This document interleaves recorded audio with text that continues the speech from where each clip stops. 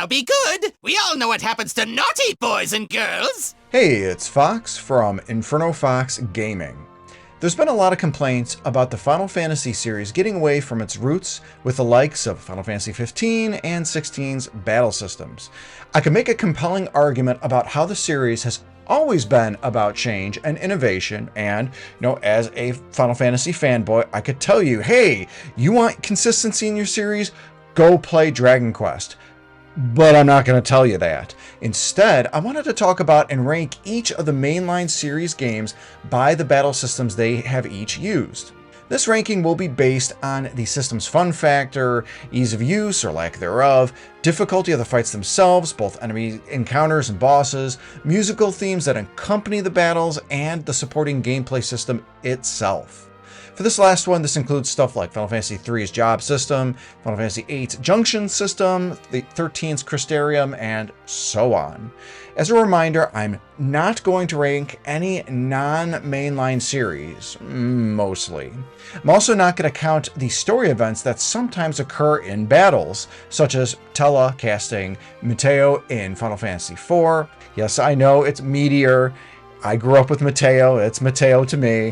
Finally, this will include only the Final Fantasy games that I have played, which means that Final Fantasy XI, unfortunately, is off the table. It's not going to be ranked. And I'm also going to mention that this video was inspired by the great YouTube content creator Eric Ladd and a similar video that he released. I'll have a link to that video and his channel in the description below, so please make sure to check his channel out if you haven't already. First, I want to give an honorable mention to Final Fantasy Tactics, 1997, battle system turn-based tactics. I never played this game back on the original PS1.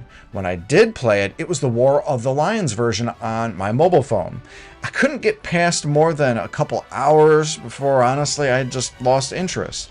I found the speed of battles too slow, grinding levels too tedious, and the intricacies of the gameplay itself overly complex enough to just avoid hooking me. This coming from a Fire Emblem fan too. It doesn't help my own personal experience with the Tactics series of games was Final Fantasy Tactics Advance. The first non-snowball battle featured my player character Marsh attacking an enemy, getting thrown in the jail by a judge for using a sword, and hitting a game over screen. Fun! While that led me quickly to selling the game to Jason the 13th, it also soured me on the Tactics series as a whole. Beyond my own issues with these games, I've heard that the Tactics series games get a lot of love by fans, so again, just wanted to make sure I mentioned it here, and I'm still hoping for that remake so that I can give Final Fantasy Tactics another go. Now, let's get ranking with number 17. Final Fantasy II, 1988, battle system turn-based combat with a stat progression system. Unfun, repetitive, sucks. Is it fun to constantly beat the crap out of your own party members to exploit the game's stat progression system? No, not at all. Is it fun to constantly cast magic spells in the hopes of leveling them up? Fans of Secret of Mana will tell you that this was the least fun aspect of that game. Not only do you have to do all of that, a number of versions of this entry also feature unfair collections of enemies that can stun lock the entire party, resulting in a game over by a literal death of 1,000 cuts. While the battle music is made by the venerable Nobu-san, there's only two themes, with the boss and final boss theme played very sparingly.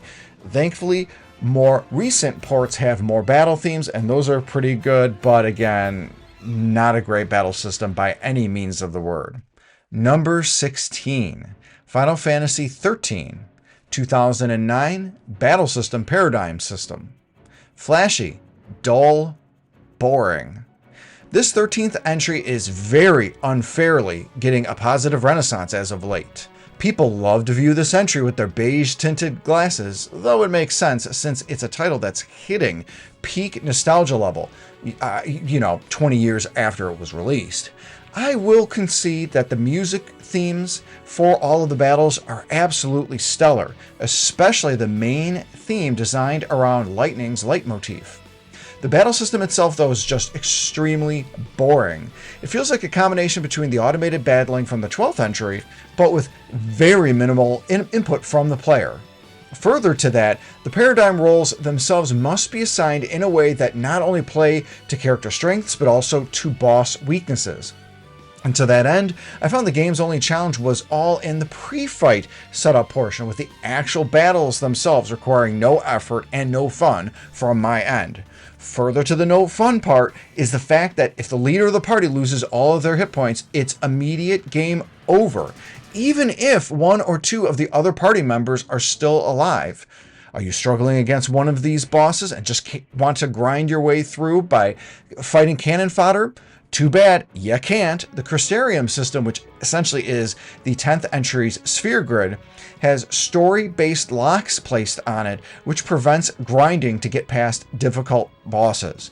I'll also never forgive this entry for popularizing the stagger bar mechanic.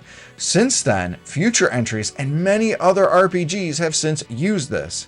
Games that have battles that focus more on filling up the stagger bar rather than actually fighting to deplete the enemy or boss's hit points just feel like they detract from the overall experience. Now, I have heard that 13.2 does have a battle system and other aspects that are much better than the OG 13th, but I'll probably never find out. I have no interest in returning to the Fabula Nova Crystallis universe. Number 15, Final Fantasy VIII. 1999, Battle System, Active Time Battle, ATB, version 5 plus Junction System. Exploitable, tedious, unique. You know, this is starting to look like my top 10 Final Fantasy games series with these bottom 3 here. But guys, I promise you, it'll start changing up as we go along. At least with this entry, we got some great boss music. The junction system of the game's summoned monsters, here called Guardian Forces, literally make the leveling system for the player's party members pointless. Well, except for the fact that when party members level up, the enemies and bosses get stronger as well. The key to success in this 8th entry is to make sure the Guardian Forces are always equipped, are always learning their abilities and leveling up themselves, and the player ensures they draw any Guardian Force that might appear during boss fights, because these Guardian Forces that can be drawn are missable. Yay! And before it's possible to generate magic via Guardian Force abilities, it grows really tedious having to constantly draw magic from enemies in battle. There is a bit of fun once you get the whole gist of the junction system, and that part gets to be a lot of fun. And I'm going to admit, it's fun to see the various limit breaks for each of the characters. Is she really firing that dog? Number 14, Final Fantasy I, 1987. Battle system, turn-based combat. Nostalgic, inventive, buggy. The OG on the NES really was innovative for its time, but I really believe it hasn't aged well. Not only are there a number of bugs and glitches that render entire stats like intelligence and spells like temper useless, there are a number of inconsistent large swings in difficulty in the game.